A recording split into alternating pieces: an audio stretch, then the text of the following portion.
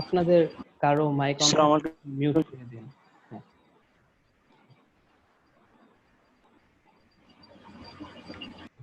আচ্ছা, recording on করা হয়েছে, সমস্যা নেই, রেকর্ড হচ্ছে। আচ্ছা, আপনি দেখেন আজকের ক্লাসের টপিক গুলো হচ্ছে, আমরা লাস্ট কি পড়ছিলাম যে ইকোনমিক্স এর মেইন ফিচার গুলা বা ইকোনমিক মডেল গুলা, ইকোনমিক্সরা কিভাবে কি চিন্তা করে, কিভাবে সায়েন্টিফিক মডেল, মানে তাদের চিন্তাধারার বিষয়টা দেখছি। তো আমরা যদি এনার্জির ক্ষেত্রে ইকোনমিক্স গুলা অ্যাড করি, সেটা হচ্ছে কিরকম দেখা যায়, সেটা হচ্ছে আজকের মানে পড়ার বিষয়। সেখানে লাস্টের দিকে কিছু ম্যাথমেটিক্স আছে, তো ইন্টারেস্টিং লাগবে আশা করি।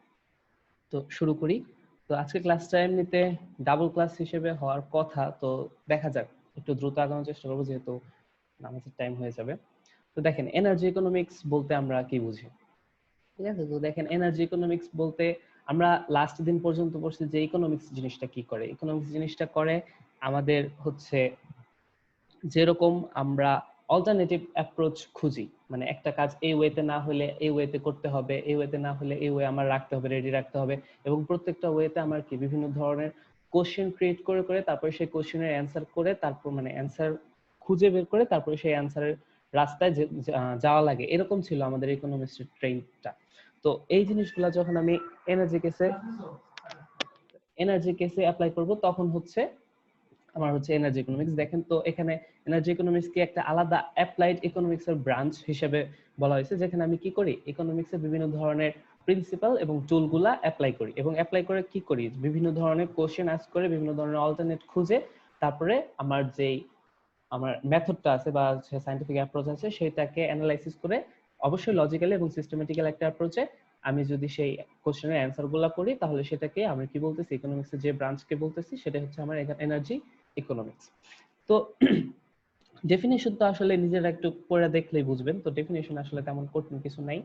তো এখানে একটা জিনিস দেখেন যে এনার্জি সেক্টরটাকে কমপ্লেক্স বলা হয় কি কারণে, তো মানে কম্পারিজন যদি করি আমি অন্যান্য সেক্টরগুলোর সাথে, তো দেখা যায় যে এনার্জি সেক্টরটা মানে তুলনামূলকভাবে কমপ্লেক্স। তো কি কারণে কমপ্লেক্স, আপনি যদি চিন্তা করেন যে পয়েন্ট বাই পয়েন্ট এখানে দেখেন লেখা আছে, তো যদি চিন্তা করেন যে যে কোনো একটা আপনি এনার্জি সেক্টর চিন্তা করেন, যে হ্যাঁ আপনি পাওয়ার প্ল্যান্টে চিন্তা করেন, ঠিক আছে? তো পাওয়ার প্ল্যান্টে চিন্তা করলে দেখবেন যে আপনার বিভিন্ন টেকনিক্যাল দিকে গুরুত্ব বেশি দেওয়া হয়। যেমন হচ্ছে কিভাবে মানে কাজ করলে আমার এফিসিয়েন্সি বাড়বে, কিরকম ইনপুট দিলে মানে ইনপুট কিরকম প্রসেস করলে আমি এফিসিয়েন্সিটা বেশি পাবো, তাছাড়া হচ্ছে আমার কিভাবে ইউজ করলে আমি যে ম্যাটেরিয়াল গুলো ইউজ করতেছি সেগুলার মেইনটেনেন্স বেশি থাকবে, মানে মেইনটেনেন্স কমাইতে পারবো, হচ্ছে তারপর তাদের লাইফ টাইম বাড়াইতে পারবো। এই সকল টেকনিক্যাল দিকে আমাদের নজর বেশি দেওয়া হয়। তো টেকনিক্যাল দিকে নজর বেশি দিলে ঘটনাটা যেটা হয়, আলটিমেটলি লাস্ট পর্যন্ত আমি আমার যে আউটপুটটা আছে, ঠিক আছে, সেই আউটপুট মানে দিয়ে আমি যে রকমের ইনকাম করতে পারতেছি, সেই ইনকাম কি আমার মেইনটেনেন্সের চাইতে কম হয়ে যেতেছে কিনা, তারপরে কি আমি এই মেইনটেনেন্স দিয়া তারপর হচ্ছে এই ম্যাটেরিয়াল গুলো দিয়ে চলতে পারবো কিনা, এরকম ইকোনমিক ইস্যুগুলোর দিকে মানে নজরটা খুব কম দেওয়া হয়, ঠিক আছে? তো দেখা যায় যে ইকোনমিক ইস্যুর দিকেও সমানভাবে নজর দিতে হয় টেকনিক্যাল সাইডে আমি যেরকম নজর দিতেছি। টেকনিক্যাল সাইডের পাশাপাশি ইকোনমিক জিনিসগুলো একটু ভালোভাবে মাথায় রাখা লাগে। তো একই সাথে এই দুইটা জিনিস মানে মেইনটেইন করা, এই জিনিসটা হচ্ছে একটু টাফ। তো এই কারণে এনার্জি সেক্টরটাকে কমপ্লেক্স বলা হচ্ছে এই পয়েন্ট অফ ভিউ থেকে। তারপর হচ্ছে দেখেন যে প্রত্যেকটা ইন্ডাস্ট্রির একটা আলাদা সাইড আছে, যেটা হচ্ছে আপনার অ্যাটেনশন ড্র করে। যেমন হচ্ছে আপনি চিন্তা করেন যদি একটা নিউক্লিয়ার পাওয়ার প্ল্যান্ট হয়, তো অবশ্যই এটার একটা অ্যাটেনশন ড্র করার একটা সাইট আছে, যেটা হচ্ছে তার নিউক্লিয়ার পাওয়ার। এবং একটা যদি হাইড্রো ইলেকট্রিক পাওয়ার প্ল্যান্ট চিন্তা করেন, ঠিক আছে, তো সেটার আরেকটা সাইট আছে, যেটা হচ্ছে আপনার মানে হাইড্রো এনার্জিটাকে ইউজ করে। এখন নর্মালি যদি আপনি চিন্তা করেন যে আপনি যদি একটা মোবাইল ফোন কিনতে চান, ঠিক আছে, তো সেটার অবশ্যই যেটা একদম পুরো আপকামিং লেটেস্ট যে ফিচারটা আছে সেটা দেখেই তো তারপরে কিনবেন, যে একটা মানে লেটেস্ট ফিচার, সেটাই তো আপনার অ্যাটেনশন ড্র করবে। তো এরকম হচ্ছে প্রত্যেকটা ইন্ডাস্ট্রির একটা মানে স্পেসিফিক ফিচার আছে, যেটা হচ্ছে স্পেশাল অ্যাটেনশন ড্র করে। তো সেই জন্য হচ্ছে আমার সেটার অবশ্যই কিছু পরিমাণ মানে আমার এক্সপেন্ডিচার বাড়বে সেই কারণে। এখন হচ্ছে আপনি যত এরকম স্পেশাল ফিচার দিতে পারবেন, আপনার ইনকাম তত বাইরে যাবে। তো এই সকল দিকগুলা মানে কনসিডারেশনে রাখা লাগে, ঠিক আছে, সবকিছুর ক্ষেত্রে। তারপরে হচ্ছে আপনার এনার্জি যখন আপনি মানে যখন থাকে তখন হচ্ছে আপনি দেখতে পারেন না, যখন এটা চলে যায় তখন এটা প্রয়োজনীয়তা অনুভব করেন। যেমন হচ্ছে মনে করেন যে ইলেকট্রিসিটি বা হচ্ছে গ্যাস, এইসব জিনিস বা হচ্ছে ওয়াইফাই এর কথাই চিন্তা করেন, এইসব জিনিস যখন আছে তখন মনে হয় না যে ঠিক আছে আছে, কিন্তু যখন চলে যায় তখনই বোঝা যায় যে না থাক, এই জিনিসগুলা না থাকলে আসলে কিরকম লাগে। ঠিক আছে। আর এনার্জি সেক্টর যে ইনফ্লুয়েন্সটা আপনার বিভিন্ন লেভেলে থাকে, মানে বিভিন্ন লেভেলে এটা আপনার মানে বিভিন্ন অবদান দেয়া থাকে। যেমন হচ্ছে ইন্টারন্যাশনাল ক্ষেত্র যদি চিন্তা করেন, রিজিওনাল, ন্যাশনাল, ইভেন আপনি যদি লোকাল কেসও চিন্তা করেন তো দেখবেন যে এটার ইনফ্লুয়েন্স সব জায়গায় আছে। তো সবকিছু চিন্তা করে ওভারঅল এই এনার্জি সেক্টরটাকে কম্পারিজন ইন কম্পেয়ার টু অন্যান্য সেক্টরের সাথে তুলনা করলে আমরা এনার্জি সেক্টরটাকে কমপ্লেক্স বলতে পারি। যদি প্রশ্ন আসে তাহলে হচ্ছে, আরো যত প্রশ্ন বেশি লেংদি হবে না, ছোট ছোট প্রশ্ন হবে, তো দেখা যাচ্ছে যে এই কয়েকটা বিষয়গুলো যদি তুলে ধরতে পারেন তাহলে হচ্ছে নাম্বার পেয়ে যাবেন, সমস্যা হবে না। আচ্ছা, তো এখানে দেখেন একটা এনার্জি সাপ্লাই চেইন দেওয়া আছে। এনার্জি সাপ্লাই চেইনটা কিরকম, তো আমরা যখন একদম প্রথম স্লাইডে পড়ছিলাম, প্রথম স্লাইডে দেখছিলাম যে আমার কিভাবে আমরা হচ্ছে মাইন থেকে আমাদের ওর বা আকরিক গুলো আমরা এক্সট্রাক্ট করি, তো সেগুলো হচ্ছে প্রাইমারি একটা ট্রিটমেন্ট করার পরে আমরা প্রাইমারি এনার্জি সোর্স হিসেবে পাই। তারপরে সেগুলোকে আমরা ইম্পোর্ট করতে পারি, কোনো কারণে হচ্ছে আমাদের এক্সপোর্ট, আমরা যদি এক্সপোর্ট করি সেটা এক্সপোর্ট করতে পারি, যদি বিভিন্ন ধরনের জিনিস আমাদের ইম্পোর্ট করা লাগে তাহলে হচ্ছে আমরা ইম্পোর্ট করি। তারপরে সেগুলাকে আমরা মানে এনার্জি কনভার্সন করে বা হচ্ছে বিভিন্ন ধরনের টেকনিক্যাল এবং ডেভেলপমেন্ট সিস্টেম পার করে আমরা ফাইনালি একটা এনার্জি অ্যাপ্লায়েন্সে এটাকে রূপ দিই। ঠিক আছে। তো তারপরে যখন সেটা থেকে সব ধরনের আমার ইউজফুল এনার্জি নেওয়া হয়ে যায়, মানে জিনিসটা যখন নষ্ট হয়ে যায় তখন হচ্ছে সেটাকে আমরা বলি যে এন্ড অফ অ্যাপ্লায়েন্স। তো এখানে দেখবেন যে তিনটা স্টেজ আছে, যেখানে হচ্ছে একটা কনভার্সনের স্টেজ, একটা হচ্ছে টেকনিক্যাল এন্ড ডেভেলপমেন্ট যে সিস্টেমটা ওইখানের একটা স্টেজ, এবং আরেকটা হচ্ছে এন্ড ইউজ অ্যাপ্লায়েন্স, মানে অ্যাপ্লায়েন্সটা যখন নষ্ট হয়ে যায়। তো এই তিনটা কেসে হচ্ছে আমাদের লসটা পাই আমরা। ঠিক আছে। তো এই টোটাল জিনিসটা হচ্ছে এনার্জি সাপ্লাই চেইন। তো এই জিনিসটা যদি আসে 1 নম্বর বা 2 নম্বরের জন্য আসতে পারে, তখন হচ্ছে এই ব্লক ডায়াগ্রামটা দিয়ে দেখাই দিলেই চলবে আপনাদের। আচ্ছা, তো আরেকটা জিনিস এখানে দেখেন যে energy balance. Energy balance simply হচ্ছে আপনার যত পরিমাণ এনার্জি আপনার ইমার্জ হচ্ছে বা হচ্ছে এনার্জি আপনি যে পরিমাণ প্রাইমারি এনার্জি সোর্স থেকে পাচ্ছেন, তারপরে সেটা হচ্ছে আপনি ট্রান্সফার করতেছেন বা ট্রান্সফর্ম করতেছেন যে কোনো এনার্জি, মানে যে কোনো ধরনের ফরম্যাটে, তারপরে হচ্ছে আপনি যেগুলো কনজাম করতেছেন, তো এইগুলোর মধ্যে যে আমার ইকুইভ্যালেন্সটা থাকে, ঠিক আছে, ইকুইভ্যালেন্ট কন্ডিশন যেটা থাকে সেটাকে আমি বলতেছি যে এনার্জি ব্যালেন্স। আর কিছু না, সিম্পল এনার্জি ব্যালেন্স সম্পর্কে নেক্সট আলোচনা করব। এনার্জি ডিমান্ড জিনিসটা কি? এনার্জি ডিমান্ড জিনিসটা হচ্ছে ইকোনমিক পয়েন্ট অফ ভিউ থেকে যদি চিন্তা করি, একটা ইকোনমিক এরিয়ার ভিতরে, ঠিক আছে, তো আপনি যেই পরিমাণ এনার্জি কনজাম করতেছেন, ঠিক আছে, বা হচ্ছে আপনার এনার্জি কনজাম্পশন রেটটা যত, সেটাই হচ্ছে আপনার এনার্জি ডিমান্ড। ঠিক আছে। তো একটা ইকোনমিক সেক্টর বা হচ্ছে একটা ইকোনমিক জোনের ভিতরে যদি আমি চিন্তা করি, টোটাল এনার্জি কনজাম্পশন বা হচ্ছে টোটাল এনার্জি ডিমান্ডটা যেটা আছে সেটা হচ্ছে জাস্ট হচ্ছে আপনার সবকিছু রিলেটেড থাকতে হবে এনার্জির সাথে, কোনো ধরনের বায়োলজিক্যাল প্রসেস বা হচ্ছে অন্যান্য কোনো ধরনের প্রসেস যেটা হচ্ছে এনার্জি রিলেটেড না, ওইরকম কিন্তু কোনো কিছু হিসাব করা যাবে না। তার মানে হচ্ছে শুধুমাত্র এনার্জি রিলেটেড যে জিনিসগুলো আপনি কনজিউম করতেছেন সেটা টোটাল অ্যামাউন্টটাই হচ্ছে আপনার এনার্জি ডিমান্ড। ঠিক আছে। তো এখানে এনার্জি ডিমান্ড সম্পর্কে বিস্তারিত আলোচনা লেখা আছে, আপনারা যদি পড়তে চান পড়তে পারেন, তো এত ইম্পর্টেন্ট কিছু না। মেইন জিনিসটা আমি আপনাকে দেখাচ্ছি যে এনার্জি ডিমান্ডের একটা ওভারভিউ। ঠিক আছে। এনার্জি ডিমান্ড ডিসিশন, যে আমি এই এনার্জিটা নিব না হচ্ছে আমার কোনো অপশন আছে, কোনো আমার এই জায়গায় অল্টারনেট আছে, তো অল্টারনেট অ্যাপ্রোচটা আমি কিভাবে কি করতে পারি। তো এখানে দেখেন যে নিচে তিনটা অপশন আছে, একটা হচ্ছে বাইং ডিসিশন, একটা হচ্ছে অ্যাপ্লায়েন্স সিলেকশন, আর একটা হচ্ছে ক্যাপাসিটি ইউটিলাইজেশন। তো বাইং ডিসিশনটা আর কিছু না, বাইং ডিসিশনটা হচ্ছে যে আমি এই অ্যাপ্লায়েন্সটা কিনবো নাকি আরেকটা অ্যাপ্লায়েন্স কিনবো, এই অ্যাপ্লায়েন্স থেকে আমি কি কি সুবিধা পাচ্ছি আর হচ্ছে আরেকটা অ্যাপ্লায়েন্স থেকে আমি কি কি ধরনের সুবিধা পাচ্ছি। তো এইগুলা চিন্তা করে আপনি কোন অ্যাপ্লায়েন্সটা কিনবেন এটা হচ্ছে সম্পূর্ণ আপনার ডিসিশন। তো এনার্জি ডিমান্ডের ক্ষেত্রে এই জিনিসটা সবচেয়ে বড় একটা ফ্যাক্টর করে যে আপনি কোন অ্যাপ্লায়েন্স থেকে কোন ধরনের ডিমান্ড আশা করতেছেন, কোন ধরনের ডিমান্ড পাচ্ছেন।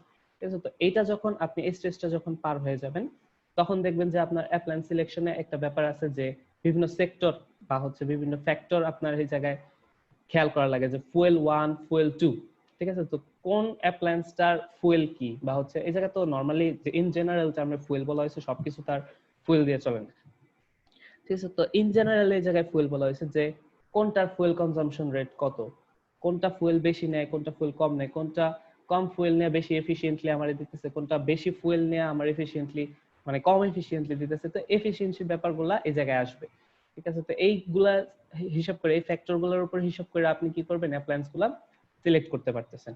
তারপরে আসেন যে ক্যাপাসিটি ইউটিলাইজেশন। ক্যাপাসিটি বলতে আপনি যে অ্যাপ্লায়েন্স গুলা নিছেন, তো সেই অ্যাপ্লায়েন্স গুলো আপনি কি হাই ইউজের ক্ষেত্রে ইউজ করবেন নাকি লো ইউজ সেক্টরে ইউজ করবেন। তো এরকম হচ্ছে অ্যাপ্লায়েন্স 1 যদি আপনি সিলেক্ট করেন সেটারও হাই ইউজ লো ইউজ সেক্টর আছে, আবার যদি অ্যাপ্লায়েন্স 2 সিলেক্ট করেন সেটারও হাই ইউজ লো ইউজ সেক্টর আছে। তো এইটাই হচ্ছে আপনার একটা মানে শর্ট ওভারভিউ আর কি, এনার্জি ডিমান্ড ডিসিশনটা কিভাবে হয়। মেইনলি হচ্ছে তিনটা স্টেজে হয়, জাস্ট এটুকু মনে রাখলে চলবে, যে বাইং ডিসিশন, অ্যাপ্লায়েন্স সিলেকশন আর হচ্ছে ক্যাপাসিটি ইউটিলাইজেশন। আচ্ছা, তো এনার্জি অ্যাকাউন্টিং ফ্রেমওয়ার্ক এই জায়গায় যদি খেয়াল করেন যে প্রত্যেকটা সেক্টর আলাদা করে দেওয়া আছে। তো প্রথম ফিগারটা বাম পাশে যে ফিগারটা আছে এখানে হচ্ছে আপনারা অলরেডি এটা কিছুক্ষণ আগেও দেখছেন যে আমার মাইন থেকে যে ধরনের আমি প্রাইমারি এনার্জি সোর্স গুলা পাই, তারপরে সেগুলা ইম্পোর্ট এক্সপোর্ট করা হয়, সেখান থেকে প্রাইমারি কমোডিটি মানে হচ্ছে প্রাইমারি এনার্জি সোর্স যেটা সেটাকে ট্রান্সফর্ম করে আমি সেকেন্ডারি কমোডিটিসে নিতে পারি, বা হচ্ছে প্রাইমারি এনার্জি সোর্সকে আমি ফাইনালি ইউজ করতে পারি, বা হচ্ছে সেকেন্ডারি কমোডিটিতে কনভার্ট করে তারপর আমি ইউজ করতে পারি। তো এটা হচ্ছে একটা বেসিক ফ্লো আর কি, ফ্লো চার্ট আর কি। আর হচ্ছে আপনি ডান পাশের ফিগারে দেখতে পারবেন যে তিনটা সেক্টর আলাদা করে দেওয়া আছে, যে সাপ্লাই, কনভার্সন আর হচ্ছে আপনার ডিমান্ড। তো কোন সেক্টরে কোন জিনিসগুলা আপনার রিলেটেড, ঠিক আছে। Production, import export, stock exchange, এগুলা জিনিস হচ্ছে আপনার এনার্জি সাপ্লাই সেক্টরের অন্তর্ভুক্ত। তারপর হচ্ছে স্ট্যাটিস্টিক্যাল ডিফারেন্স, ট্রান্সফরমেশনাল ইনপুট, এই জিনিসগুলো হচ্ছে আপনার কনভার্সনে, যেখানে হচ্ছে ট্রান্সমিশন ডিস্ট্রিবিউশন জিনিসগুলা আপনার ইন অ্যাকাউন্টে নেওয়া হয়। আর ডিমান্ডের ক্ষেত্রে হচ্ছে আপনার যে সেক্টরগুলোতে আপনি একদম পুরা মানে এনার্জি কনজাম্প করবেন, ঠিক আছে, ওই সেক্টরগুলো হচ্ছে আলাদা এনার্জি ডিমান্ডের সেক্টর। আচ্ছা, তো ডিসএগ্রিগেশন অফ ডিমান্ড। ডিসএগ্রিগেশন অফ ডিমান্ড বলতে আমরা বুঝতেছি যে সিম্পলি আমার যে ডিমান্ড যে সেক্টরে হচ্ছে, ধরেন যে কোনো একটা সেক্টর, আপনার সেটা ডোমেস্টিক হতে পারে, ইন্ডাস্ট্রিয়াল হতে পারে, বা অন্য যে কোনো সেক্টর হতে পারে। তো এই ডিমান্ড সেক্টর গুলাতে আমার ডিমান্ড গুলা কিভাবে ভাগ হয়ে যাচ্ছে, ঠিক আছে, এই জিনিসটাই হচ্ছে আমার ডিসএগ্রিগেশন অফ ডিমান্ড। এখানে অনেক ধরনের কথা লেখা আছে, দুইটা এক্সাম্পল দেওয়া আছে, আমি সরাসরি এক্সাম্পলে চলে যাইতেছি। এখানে আমি যে জিনিসগুলো বলতেছি এই জিনিসগুলো এখানে লেখা আছে, আর কিছু না, শুধু ফিগারটা দেখা বোঝার চেষ্টা করেন। তো আমি যদি ইন্ডাস্ট্রিয়াল কেসে চিন্তা করি, ঠিক আছে, তো দেখেন যে একটা ইন্ডাস্ট্রিয়ালে মানে ইন্ডাস্ট্রিয়াল কেসে আমি এনার্জি সোর্স গুলা সরাসরি মাইন থেকে নিতে পারি, সেখান থেকে ম্যানুফ্যাকচার করতে পারি, কনস্ট্রাক্ট করতে পারি বিভিন্ন ধরনের আমি ফাইনাল প্রোডাক্ট, ঠিক আছে। তো যদি আমি যদি চিন্তা করেন যে আমার ম্যানুফ্যাকচারিং যে করতেছে, মনে করেন যে আমি ফুড প্রোডাক্ট ম্যানুফ্যাকচার করবো, ঠিক আছে। তো ধরেন একটা সুগার কেন ইন্ডাস্ট্রি, তো সেখান থেকে আমি ফুড প্রোডাক্ট হিসেবে সুগার পাচ্ছি, ঠিক আছে। তো এটার সাথে বাই প্রোডাক্ট হিসেবে কি পাবো, বিভিন্ন ধরনের উড মানে হচ্ছে একের ছোবরা টোবরা যেটা, তারপর হচ্ছে কেমিক্যাল। তো কেমিক্যালটাকে আমি আবার পরবর্তীতে ফার্টিলাইজার হিসেবে ইউজ করতে পারি, ঠিক আছে। আর যদি যদি টেক্সটাইল হিসেবে হয়, ঠিক আছে, আমি যদি এটাকে টেক্সটাইল সেক্টরের দিকে চিন্তা করি, যে উড গুলা আমার মানে একের ছোবরাটা যেটা আমার বাই প্রোডাক্ট আসছে, সেটা থেকে আমি কি করতে পারি, পেপার প্রডিউস করতে পারি। তারপরে যে কেমিক্যাল গুলো আসছে সেটা থেকে আমি নন মেটালিক মিনারেল মানে হচ্ছে সিমেন্ট ক্রিয়েট করতে পারি, সিমেন্ট প্রোডাকশন করতে পারি। যদিও ওইরকম মানে হচ্ছে বাণিজ্যিক হারে পারবো না, জাস্ট হচ্ছে বাই প্রোডাক্টটা কিভাবে ইউজ করা যায়, ঠিক আছে, সেটা এই জায়গায় দেখানো হয়েছে। তারপর যদি মেটাল ইন্ডাস্ট্রি হয় তখন সেখানে কি মানে প্রাইমারি প্রোডাক্ট হিসেবে আমি স্টিল, অ্যালুমিনিয়াম এগুলা করতে পারতেছি। আর সেগুলা ইউজ করে আমি আলটিমেটলি ডান পাশে আপনি যদি দেখেন যে কার বা ইলেকট্রনিক্স প্রোডাক্টে সেই প্রাইমারি মেটাল গুলো আমি কিন্তু ইউজ করি, কার বা হচ্ছে ইলেকট্রনিক্স বিভিন্ন জিনিসপত্র যদি প্রোডাকশনে যায়, ঠিক আছে। আর তারপরে তো আদার জিনিসপত্র আছে, ঠিক আছে। আরেকটা এক্সাম্পল যদি দেখেন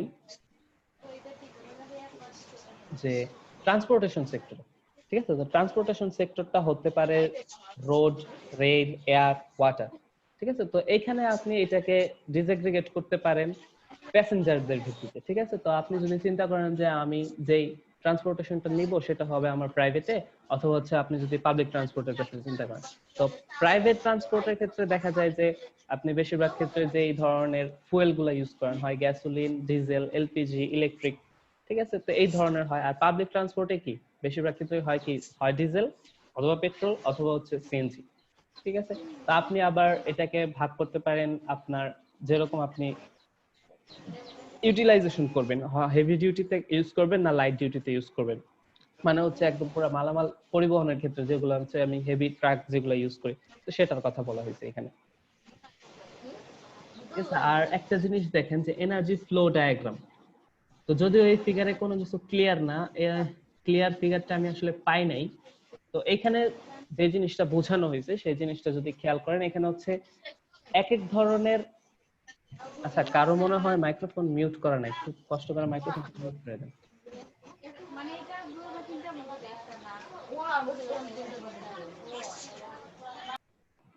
আচ্ছা, এখানে দেখেন এনার্জি ফ্লো ডায়াগ্রামটা যেটা বোঝানো হচ্ছে,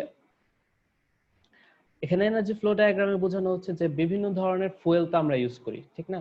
তো এই বিভিন্ন ধরনের ফুয়েল থেকে কিন্তু আমার বিভিন্ন ধরনের এনার্জি, মানে বিভিন্ন অ্যামাউন্টের এনার্জি কিন্তু আমি প্রডিউস করি, বা হচ্ছে বিভিন্ন ধরনের এনার্জি, মানে বিভিন্ন অ্যামাউন্টের এনার্জি আমি এখান থেকে কনজাম করি।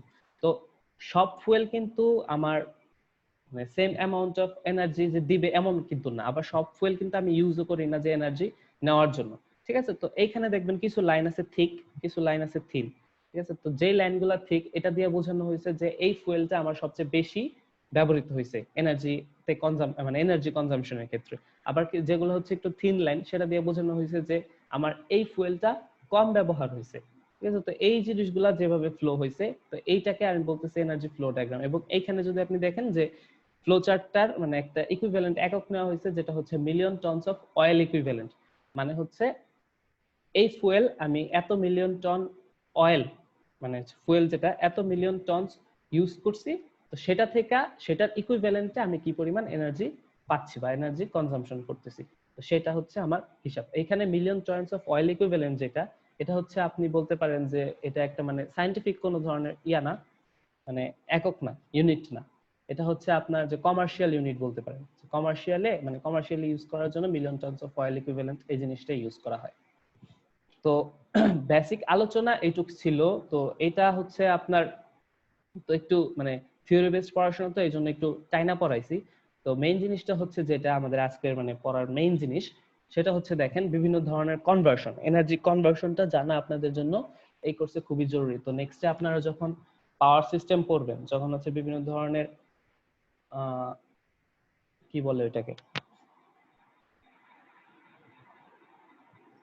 বিভিন্ন ধরনের মনে করেন যে পাওয়ার প্ল্যান্ট নিয়ে কাজ করবেন, তখন ওইসব পাওয়ার প্ল্যান্টে আপনার যে এনার্জি জেনারেট হচ্ছে বা এনার্জি আপনি কনজাম করবেন, সেই এনার্জির যেই ইউনিট গুলো আছে সেই ইউনিট গুলো আপনার কনভার্ট করতে জানতে হবে। ঠিক আছে, তো সেই কিছু জিনিস আপনি এই কোর্সে শিখা যান। তো দেখেন এখানে আমরা তো নরমালি প্রথম যে ফিগারটা আছে একদম বাম পাশে উপরে, এই এই অ্যাব্রিভিয়েশন বা এই প্রিফিক্স গুলো তো আমরা জানি যে কিলো, মেগা, গিগা, টেরা, পেটা, এক্সা। ঠিক আছে, তো এই জিনিসগুলো কত কি মাল্টিপ্লায়ার এগুলো তো আমরা অলরেডি জেনে আসছি। ঠিক আছে, তো এইখানে কিছু কমার্শিয়াল ইউনিট দেখবেন, যেটা হচ্ছে নিচে আপনি দেখবেন যে million tonnes of oil equivalent, ঠিক আছে, গিগা ওয়াট আওয়ার। তো ওয়াট আওয়ার জিনিসগুলো আমরা জানি, কিন্তু এইগুলোর সাথে যে কনভার্সনের হিসাবটা, ঠিক আছে, তো এই কিছু কিছু জিনিস লাগবে। ঠিক আছে, এখন কোন জিনিসগুলো লাগবে সেটা একটা এক্সাম্পল করলেই আপনি ক্লিয়ার হয়ে যাবেন। ঠিক আছে, তো এই কিছু কনভার্সন গুলো আপনার জানা থাকা লাগবে। ঠিক আছে, তো সব তো দরকার পড়ে না, আবার দেখা যায় যে অনেক কিছু আপনি আগে থেকেও জানেন, এরকম কিছু হবে। ঠিক আছে, তো দেখা যাচ্ছে একটা এক্সাম্পল করলে হয়তোবা ক্লিয়ার হবে। এখানে দেখেন এই এক্সাম্পলটা আপনাদের জন্য অ্যাসাইনমেন্ট, আমি একটা স্টেজ দেখায় দিব, তারপর হচ্ছে বাকিগুলো আপনারা করবেন। টোটাল এখানে এক্সাম্পলে দেখেন যে কি বলছে। ঠিক আছে, এইখানে হচ্ছে কিছু ধরনের আমার রিসোর্স দেওয়া আছে যে আমার কি ধরনের ফুয়েল আমি ইউজ করতেছি, কি পরিমাণ কোয়ান্টিটিতে ইউজ করতেছি, এবং এটার ক্যালোরিফিক ভ্যালুটা কত। এখন ক্যালোরিফিক ভ্যালু সম্পর্কে তো আইডিয়া আছে কি আপনাদের? ক্যালোরিফিক ভ্যালুটা কি? আমি সিম্পলি বলি, ক্যালোরিফিক ভ্যালুটা হচ্ছে আমি এইটার এই অ্যামাউন্ট কনজাম করে কত ক্যালোরি এনার্জি পাচ্ছি। ঠিক আছে, সোজা কথা হচ্ছে এটা। এখানে হচ্ছে কোলের ক্যালোরিফিক ভ্যালু দেখেন দেওয়া আছে যে 6200 কিলো ক্যালোরি পার কেজি। মানে হচ্ছে কি, আমি 1 কেজি কোল যদি আমি পোড়াই বা হচ্ছে 1 কেজি কোল যদি ইউজ করি আমি, সেখান থেকে আমি 6200 কিলো ক্যালোরি এনার্জি পাবো। ঠিক আছে, তো এইটা বেস করে হচ্ছে আমার ক্যালোরিফিক ভ্যালুটা ডিফাইন করে। তো এখান থেকে আপনার কি বের করা লাগবে? এখান থেকে বের করা লাগবে যে আপনার কত পরিমাণ kilo tonnes of oil equivalent, ঠিক আছে, ইউজ হয়েছে, এই kilo tonnes of oil equivalent ভ্যালুটা, আর হচ্ছে পেটা জুল। ঠিক আছে, তো প্রত্যেকটা ফুয়েল থেকে কি পরিমাণ এনার্জি পাচ্ছি সেটা হচ্ছে পেটা জুলে প্রকাশ করতে হবে, আর হচ্ছে কিলোটনস অফ অয়েল ইকুইভ্যালেন্টে প্রকাশ করতে হবে।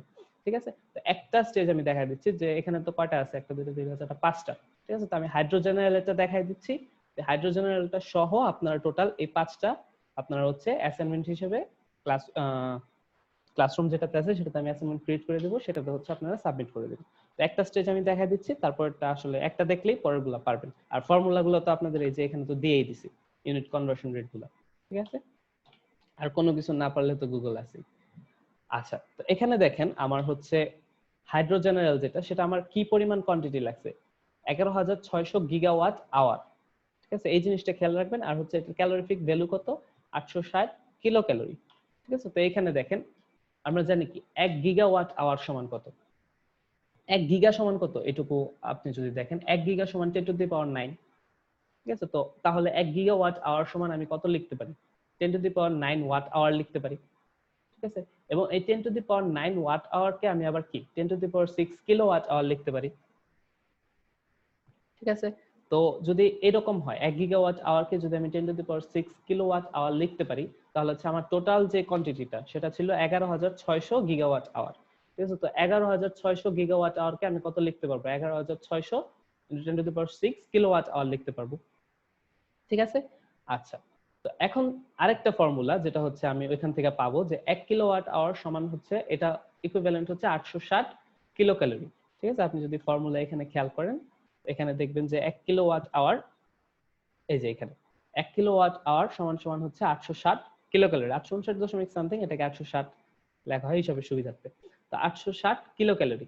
ঠিক আছে, তো যদি আমি এই অ্যামাউন্টটা এখানে বসায় দিই, মানে 11,600 ইনটু 10⁶ কিলোওয়াট আওয়ার যদি এখানে বসায় দেই, তাহলে হচ্ছে আমি কত কিলো ক্যালোরি পাবো, জাস্ট এটা মাল্টিপ্লাইড বাই এটা।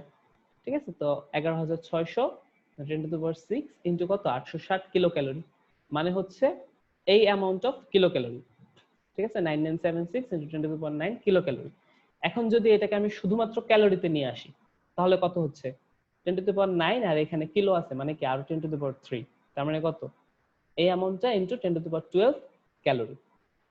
ঠিক আছে, তো হচ্ছে এখন যদি 10 টু দি পাওয়ার 12 কে 12 এর সাথে যদি মনে করেন যে আরো 10 টু দি পাওয়ার 3 আমি অ্যাড করে দিই, মানে হচ্ছে দশমিকের ঘরটা যদি আমি বাম পাশে সরায় নিয়ে আসি, তাহলে আমি কত 9.976 ইনটু 10 টু দি পাওয়ার 15 লিখতে পারি। আর 10 টু দি পাওয়ার 15 মানে হচ্ছে আমার কি পেটা। তো তাহলে এই অ্যামাউন্টটাকে আমি 9.976 পেটা ক্যালোরি লিখতে পারি। এটা জাস্ট হচ্ছে সায়েন্টিফিক কনভার্সন, আর কিছুই না। ঠিক আছে, না বুঝতে পারলে আপনারা বলেন, কেউ কোথাও না বুঝতে পারলে একটু বলেন, না তো আমি আসলে বুঝবো না আপনারা সবাই বুঝতে পারতেছেন কিনা। ঠিক আছে, তো এখন হচ্ছে 1 ক্যালোরি সমান 4.186 এর জুল, এটা আমরা ছোটবেলা থেকে পড়ে আসছি। সো হচ্ছে 9.976 পেটা ক্যালোরিকে জাস্ট হচ্ছে এই অ্যামাউন্ট দিয়ে মাল্টিপ্লাই করে দিলে আমি হচ্ছে পেটা জুলে পাওয়া যাব। তো আমার প্রশ্নের প্রথম মানে একটা ইয়া কিন্তু পেয়ে গেছি, একটা স্টেজ কিন্তু পেয়ে গেছি যে পেটা জুলে প্রকাশ করতে হবে। ঠিক আছে, তো এটা কিন্তু আমি পেয়ে গেছি যে এত পেটা জুল।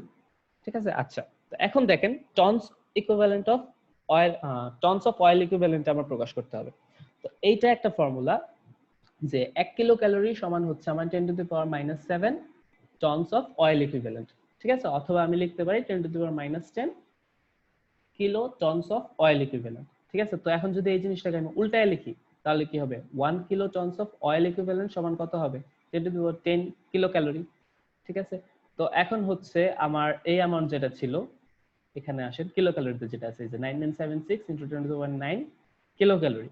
ঠিক আছে, এইটা সমান কত, আমি যদি একটা ঘর বামে সরে আসি তাহলে কত আমি লিখতে পারি, এটাকে 997.6 into 10 to the power 10 kilo calorie লিখতে পারি। আর 10 টু দি পাওয়ার 10 মানে কি kilo tonnes of oil equivalent, তার মানে এটাকে আমি 997.6 kilo tonnes of oil equivalent হিসেবে লিখতে পারি। এখন আপনারা বলেন যে কোথাও বুঝতে কোনো সমস্যা আছে কিনা।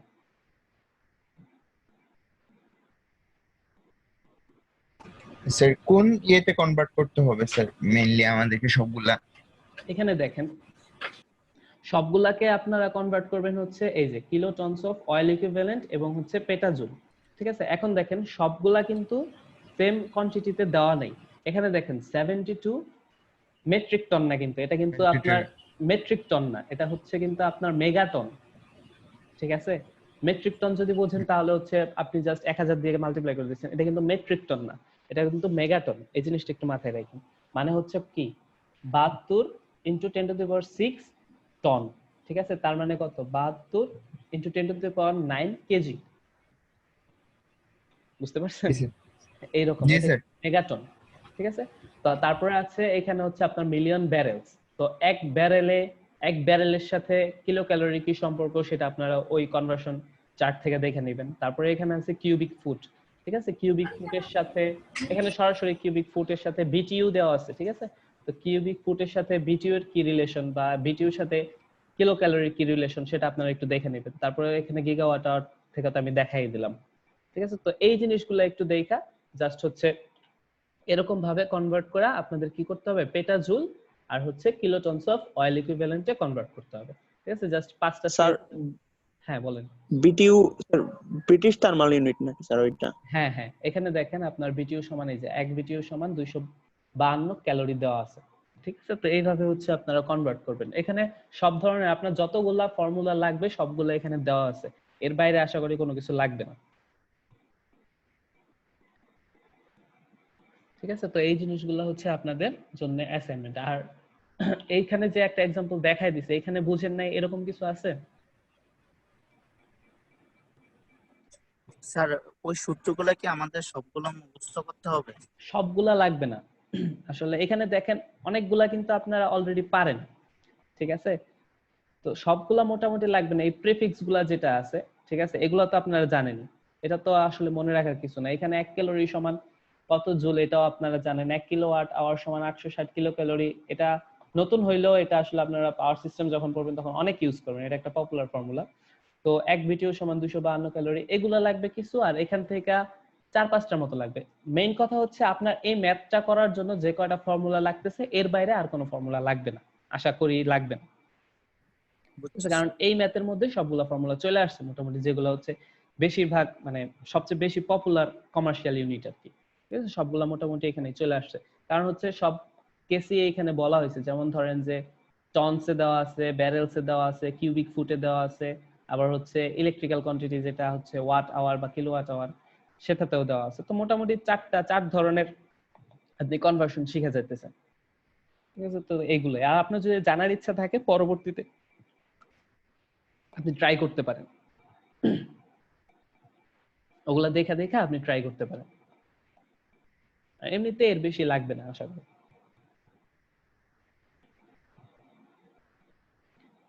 আচ্ছা, তাহলে হচ্ছে এটা আপনাদের অ্যাসাইনমেন্ট থাকবে। অ্যাসাইনমেন্ট আমি একটা ক্রিয়েট করে দেব, সেখানে সাবমিট করে দিবেন। আচ্ছা, আপনাদের ফৌজাইল কে, সে কি ক্লাস করতেছেন? জি স্যার, আমি হ্যাঁ, আপনি অ্যাসাইনমেন্ট সাবমিট করছেন, রিসাবমিট করছেন, কিন্তু স্টিল অ্যাসাইনমেন্টটা ব্ল্যাঙ্ক। মানে আপনি কি মানে কোনো সমস্যা হচ্ছে মানে পরে স্যার পিডিএফ দিয়ে আপনাকে ইমেল করছিলাম, ওটা পান নাই? কবে করছিলেন? ওই যেদিন স্যার রিসাবমিট করছিলাম ওই দিনই একটু আগে করছিলাম। আচ্ছা, আপনি একটু কাইন্ডলি আরেকবার মেইল করে দিন আজকে, ঠিক আছে? কারণ হচ্ছে অনেক মেইল আসে তো দেখা যায় যে নিচে পড়ে গেছে, আমি হয়তো বা খেয়াল করিনি। আজকে একটু আপনি কাইন্ডলি আরেকবার আমি মেইল যে করে মোবাইল দিন। দিয়ে করি তো স্যার, এর জন্য একটু সমস্যা হয়। হ্যাঁ, বুঝতে পারছি। সেই কারণে আপনাকে আমি কমেন্টে জানাইছিলাম যে আপনার অ্যাসাইনমেন্টটা আমি পাইনি। তাই অ্যাসাইনমেন্ট যারা দিয়েছেন আসলে টাইমের মধ্যে যারা দিয়েছেন সবাইকে মার্ক দিয়ে দিছি। কারণ হচ্ছে আপনাদের এইভাবে আসলে মানে অনলাইনে অ্যাটেন্ডেন্স কাউন্ট করাটা আমার কাছে আনএথিক্যাল লাগে। ঠিক আছে, তো অ্যাটেন্ডেন্স তো কাউন্ট করা যাচ্ছে না, তো সেই কারণে হচ্ছে আমি অ্যাসাইনমেন্ট ক্রিয়েট করে দিচ্ছি। আপনারা চেষ্টা করবেন যে টাইমের ভিতরে অ্যাসাইনমেন্ট গুলো দিয়ে দিতে, কারণ হচ্ছে অ্যাসাইনমেন্ট গুলো আপনাদের আসলে আলটিমেটলি মার্ক হিসেবে কাউন্ট হবে। ঠিক আছে, তো যারা ক্লাস করতে পারতেছে না তাদেরকেও জানাই দিন, তারাও যাতে আর কি দিতে পারে। তো এটাই। আর হচ্ছে নতুন করে ক্লাসরুম অ্যাসাইনমেন্ট ক্রিয়েট করে দেবো, কারণ হচ্ছে ওইখানে অ্যাসাইনমেন্ট সাবমিট করা ইজি, আপনাদের জন্য ইজি, সবগুলো এক জায়গায় থাকে। ঠিক আছে, আর যদি কেউ ওখানে করতে না পারেন তো মেইল আইডি তো দেওয়া আছে, আপনারা মেইল করে দিতে পারবেন, কোনো সমস্যা নেই। টাইপ করে কি দেওয়া লাগবে? বুঝি নাই। না, আপনি আপনি টাইপ করা লাগবে? আপনি যদি হাতে লিখে তারপরে ভালো করে ছবি তুলে পাঠান কোনো সমস্যা নেই, পারবেন। আর যদি চান একটু টাইপ করে দিবেন সেটাও পারবেন। কয়দিন সময় লাগবে বলেন? তো বেশি দিন তো লাগার কথা না। আপনি যত সময় দিবেন স্যার। শনিবারে নেক্সট ক্লাস নিব, তো শনিবারের মধ্যে সাবমিট করে দেন। ঠিক আছে স্যার। ঠিক আছে, আজকে বুধবার, বৃহস্পতি, স্যার শুক্র। 3 দিন টাইম রাখেন, বৃহস্পতি শুক্র শনি 3 দিন টাইম রাখলে ভালো। হ্যাঁ, শনিবারের মধ্যে আপনারা সাবমিট করেন। শনিবারে নেক্সট ক্লাস নিব, শনিবারের মধ্যে আপনারা সাবমিট করে দেন। Okay sir. ঠিক আছে? আচ্ছা, তো আজকের ক্লাস মোটামুটি এই পর্যন্ত। আর নেক্সট ক্লাসে হচ্ছে আমরা যেহেতু ম্যাথে ঢুকছি, তো ম্যাথ রিলেটেড পড়াশোনা করব। তো হচ্ছে আশা করি নেক্সট ক্লাসে ভালো লাগবে আসলে ম্যাথমেটিক্যাল জিনিসগুলো। ঠিক আছে? তো অ্যাসাইনমেন্টটা সাবমিট করে দেন, আমি অ্যাসাইনমেন্ট ক্রিয়েট করে দেব। আজকের ক্লাস মোটামুটি এই পর্যন্তই। যদি আপনাদের আর কোনো কিছু জানার না থাকে। স্যার হ্যাঁ, বলেন। স্যার আমার লাস্ট অ্যাসাইনমেন্টের সম্পর্কে আমি আসলে জানতাম না, পরে জানা হয় না। এখন কি আমি মেইলে সেন্ড করে দিতে পারবো প্রথমটা? হ্যাঁ, মেইলে সেন্ড করে দিতে পারবেন, অথবা আপনি কি ক্লাসরুমে অ্যাড আছেন? ক্লাসরুমে যদি আপনি অ্যাড হন তাহলে জি স্যার। হ্যাঁ, ক্লাসরুমে আপনি টার্ন ইন করে দেন, কিন্তু আসলে যেহেতু লেটে সাবমিট করছেন সেহেতু আর কি লেট সাবমিশনের মার্কটা পাবেন। Thank you sir. আচ্ছা, তো আর কারো কিছু জানার আছে বা কোনো প্রশ্ন আছে? না স্যার। আচ্ছা, ঠিক আছে, তাহলে আজকে ক্লাসে পর্যন্তই। ধন্যবাদ। স্যার আদাব স্যার।